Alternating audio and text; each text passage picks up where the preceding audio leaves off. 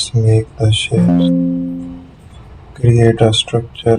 I will take that shapes here. So we will pick up the designs, making the selection on that side.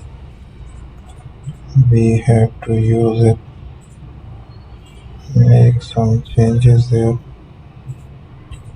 Also make the selection around it. So we will take further designs. I will make a selection again. So add a pen tool design there.